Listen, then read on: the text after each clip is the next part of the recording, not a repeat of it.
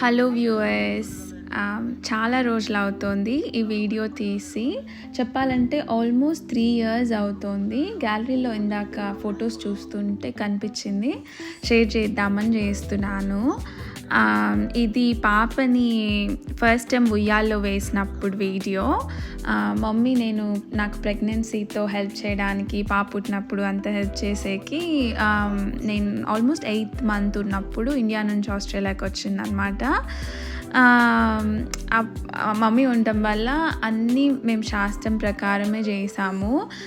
సీమంతం కానీ, నామకరణము, ఇది ఉయ్యాల్లో వేయడము, ఇంకా మేము కర్ణాటక వాళ్ళు అవ్వడం వల్ల ఏళ్ళేళ్ళు శాస్త్ర అని చేస్తారు. సో అది కూడా చేస్తామన్నమాట. వెనకాల డాడీ కాల్లో అన్నీ ఎలా చేయాలి, అలా చేయాలి, అది చేయండి, ఇది పెట్టండి, అక్కడ పెట్టండి, ఇలా చేయండి అని చెప్తున్నారనమాట. ఆస్ట్రేలియాలో ఉండటం వల్ల ఏది పెద్ద ఈవెంట్ లాగా చేయలేదు. కానీ మమ్మీ ఉండటం వల్ల ఒక జోష్ ఉన్నిందనమాట. మమ్మీ ఎప్పుడు నెక్స్ట్ ఇది చేయాలి, నెక్స్ట్ అది చేయాలి, శాస్త్రం ఇలా ఉంది, శాస్త్రం అలా ఉంది అని చెప్పేది. నేను ధీరజ్ అయి ఉంటే ఇన్ని చేసుంటామని నేనైతే చెప్పలేను. డాడీ వెనకాల చెప్తున్నారనమాట. సో నార్మల్లీ ఏం చేస్తారంటే, ఒక రాయికి గుడ్డ కట్టేసి ఉయ్యాల్లో నుంచి ఉయ్యాలకి అటుపక్క నిల్చుకొని అటుపక్కకి ఇస్తారు ఒకరు, మళ్ళీ కింద నుంచి తీసుకొని ఇటుపక్క ఇస్తారు.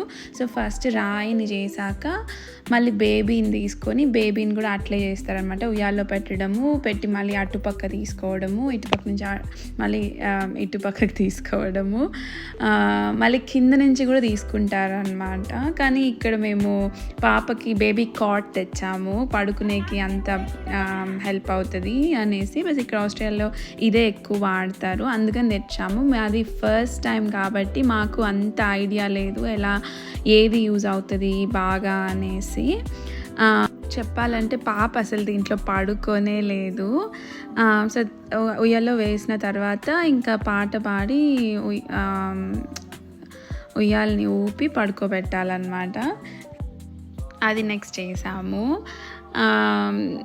ఇప్పుడు చూస్తుంటే ఇవన్నీ చేసామా అని అనిపిస్తోంది. అసలు అంత ఎనర్జీ ఎక్కడి నుంచి ఉన్నిందో అన్నట్టు ఉంది.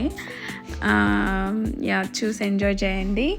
And keep smiling everyone. Thank you so much and bye for today.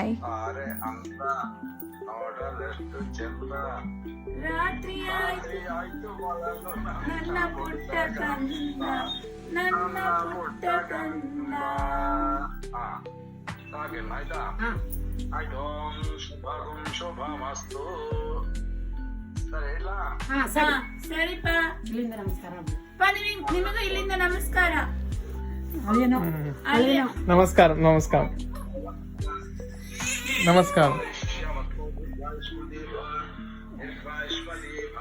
ಅಮ್ಮ ಮಾಡು, ನಿನ್ನ ಸಿಗುದೇ ಕಷ್ಟ.